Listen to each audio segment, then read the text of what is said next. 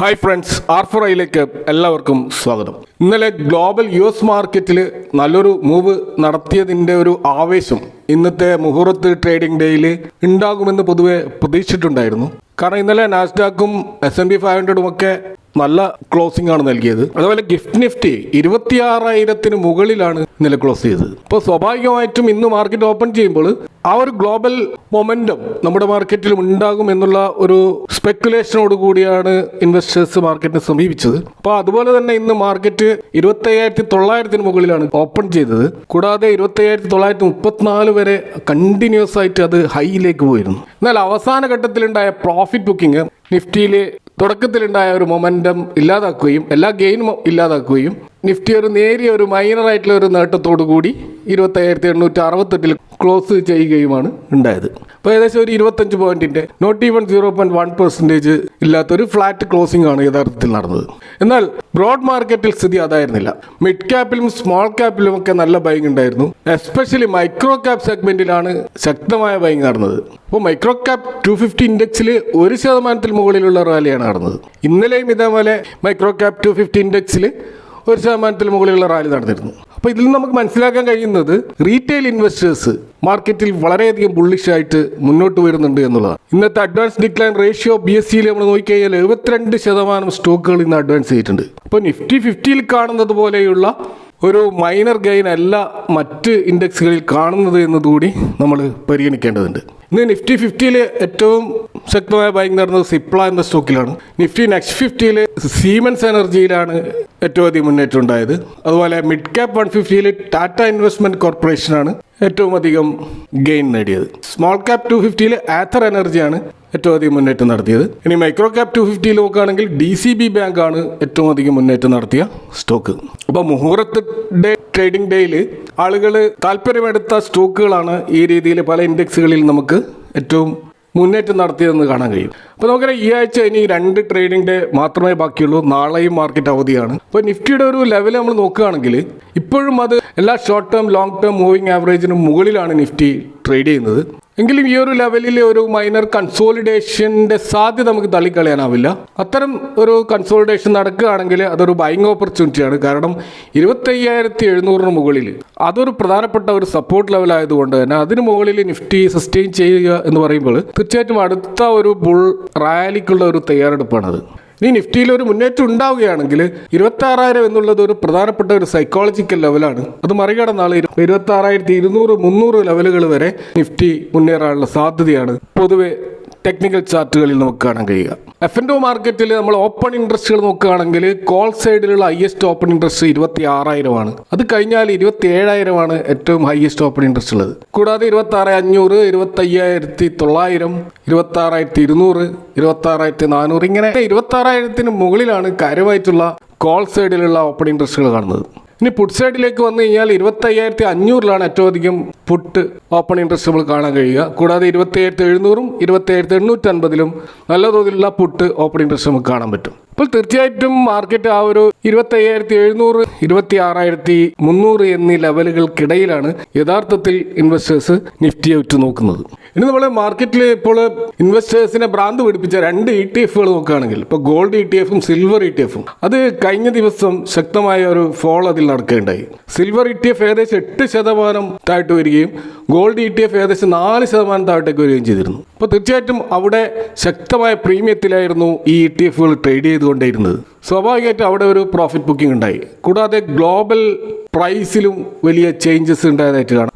ഇന്നത്തെ silver and gold price നമ്മൾ നോക്കിക്കഴിഞ്ഞാൽ അവിടെ 2%-ലധികം ഗോൾഡിലും 4%-ലധികം സിൽവറിലും സ്പോട്ട് പ്രൈസിൽ ഇടിവുണ്ടായതായിട്ട് കാണാം. അപ്പോൾ ഗ്ലോബൽ ലെവലിൽ ഈ ഒരു മെറ്റൽ പ്രൈസുകളുണ്ടായ ഇടിവ് അതാണ് ETF-കളിൽ ഡിമാൻഡ് വലിയ തോതിൽ കുറക്കാൻ കാരണമായത്. അപ്പോൾ ഇത് സ്വാഭാവികമായിട്ടൊരു കാര്യമാണ്. കാരണം ഒരു സ്ട്രോങ് റാലി നടന്ന ഏതൊരു സ്റ്റോക്ക് ആകട്ടെ കമ്മോഡിറ്റി ആകട്ടെ എന്തോ ആകട്ടെ തീർച്ചയായിട്ടും അവിടെ ഒരു കറക്ഷൻ ഉണ്ടാവും, അവിടെ ഒരു പ്രോഫിറ്റ് ബുക്കിംഗ് ഉണ്ടാവും. അപ്പോൾ അതിൻ്റെ ഭാഗമായിട്ടുണ്ടായ ഒരു ഇടിവാണ് നമുക്ക് ETF-ൽ കാണാൻ കഴിയുക. അപ്പോൾ ഇന്ന് യഥാർത്ഥത്തിൽ ഗോൾഡ് ETF പലതും പോസിറ്റീവിലാണെങ്കിലും സിൽവർ ETF പലതും നെഗറ്റീവിലാണ്. അപ്പോൾ ഈ മുഹൂർത്ത് ഡേയിൽ നമുക്കറിയാം ഗോൾഡ് ETF വാങ്ങുക എന്നുള്ളത് ഒരു ട്രഡീഷൻ്റെ ഭാഗമായിട്ട് ആളുകൾ വാങ്ങിയിട്ടുണ്ടാവും. അതിൻ്റെ അടിസ്ഥാനത്തിലാണ് ഗ്ലോബൽ മാർക്കറ്റിൽ ഗോൾഡ് ഡൗൺ ആയിട്ടും ഇന്ന് ഈ ഗോൾഡ് ETF ഒരു ബൈങ് നടന്നു. പക്ഷെ എന്നിട്ട് പോലും ഗോൾഡ് ETF-ന്റെ INAV-യുമായിട്ട് തട്ടിച്ചു നോക്കുമ്പോൾ അതിൽ താഴെയാണ് ETF-ന്റെ പ്രൈസ് എന്ന് മനസ്സിലാക്കാം. അപ്പോൾ മുഹൂർത്ത് ഡേയിലെ ETF-ന്റെ മൊത്തത്തിലുള്ള ഒരു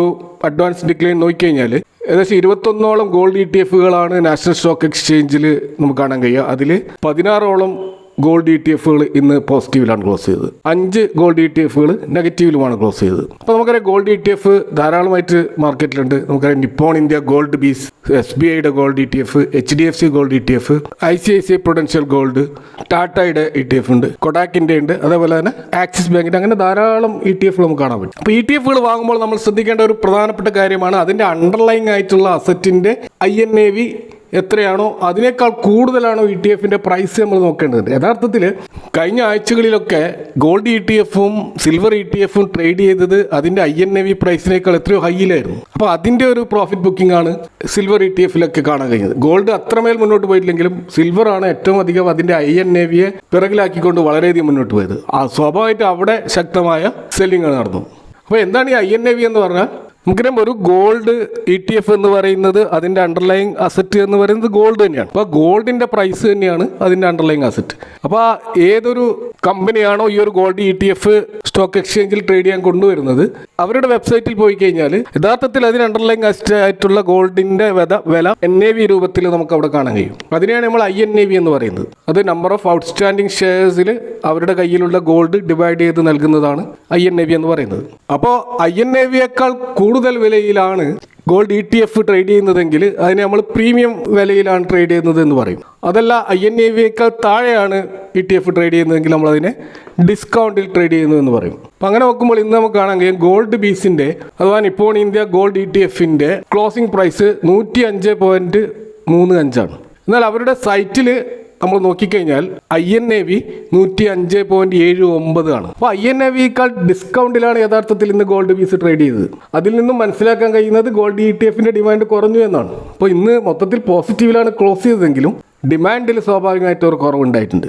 ഇനി സിൽവർ ETF-ലേക്ക് വന്നു കഴിഞ്ഞാൽ മാർക്കറ്റിൽ ഏകദേശം 16ലധികം സിൽവർ ETF നമുക്ക് കാണാൻ പറ്റും. ഇന്നത്തെ മൊത്തം സിൽവർ ETF-കൾ നമ്മൾ എടുത്തു കഴിഞ്ഞാൽ എല്ലാ സിൽവർ ETF-കളും ഇന്ന് നെഗറ്റീവിലാണ് ക്ലോസ് ചെയ്തത്. ഏകദേശം 1% മുതൽ 2% വരെ ഡൗൺ ആയിട്ടാണ് എല്ലാ ETF-കളും ഇന്ന് നമുക്ക് കാണാൻ കഴിയുക. ഇപ്പോൾ നമുക്കറിയാം ഇപ്പോൾ നിപ്പോൺ ഇന്ത്യയുടെ തന്നെ സിൽവർ ETF ഉണ്ട്, Zerodha silver fund of fund ഉണ്ട്, Groww silver fund of fund ഉണ്ട്, UTIയുടെ സിൽവർ ETF ഉണ്ട്, SBIയുടേതുണ്ട്, ICICIയുടേതുണ്ട്, ആദിത്യ ബിർള സൺ ലൈഫിൻ്റേതുണ്ട്, ടാറ്റയുടേതുണ്ട്, അങ്ങനെ പല കമ്പനികളുടെയും സിൽവർ ETF കാണാൻ പറ്റും. അപ്പോൾ നിപ്പോൺ ഇന്ത്യയുടെ സിൽവർ ബീസിൻ്റെ ഇന്നത്തെ ക്ലോസിംഗ് പ്രൈസ് 145.2 ആണ് നമുക്ക് NSE വെബ്സൈറ്റിൽ കാണാൻ കഴിയുക.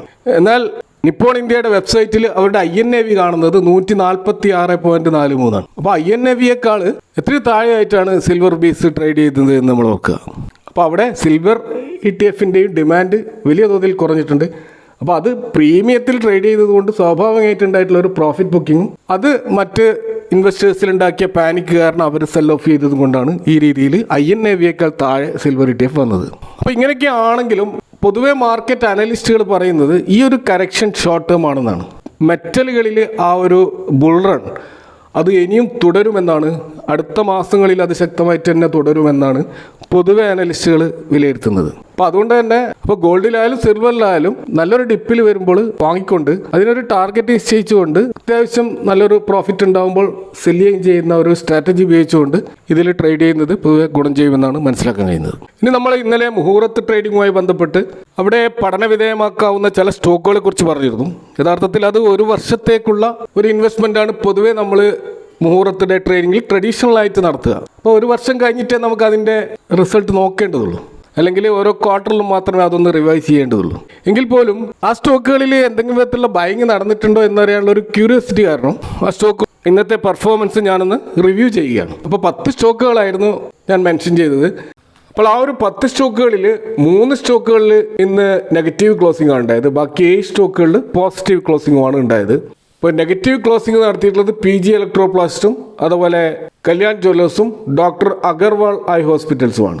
പോസിറ്റീവിൽ ക്ലോസ് ചെയ്തത് സ്റ്റേറ്റ് ബാങ്ക് ഓഫ് ഇന്ത്യ, അതുപോലെ Jain resource recycling, travel foods, Tata capital, MSTC, Shakti pumps, Doms industries പോലെയുള്ള സ്റ്റോക്കുകളാണ്. അതിൽ ഡോംസ് ഇൻഡസ്ട്രീസും ടാറ്റ ക്യാപിറ്റലും ജെയിൻ റിസോഴ്സും ഏകദേശം 1.5% കൂടുതലുള്ള ഒരു റാലി നടന്നതായിട്ട് കാണാം. അപ്പോൾ ഒരു ദിവസത്തെ സ്റ്റോക്കുകളുടെ മൂവ്മെൻറ്റ് ഒരിക്കലും ഒരു കൺക്ലൂഷനിലെത്താൻ സാധിക്കുകയില്ല. നമ്മൾ തീർച്ചയായിട്ടും ഈ സ്റ്റോക്കുകളുടെ റിസൾട്ടുകളും ഇതിൻ്റെ ക്വാർട്ടർലി റിസൾട്ടുകളും ഒക്കെ നോക്കേണ്ടതുണ്ട്.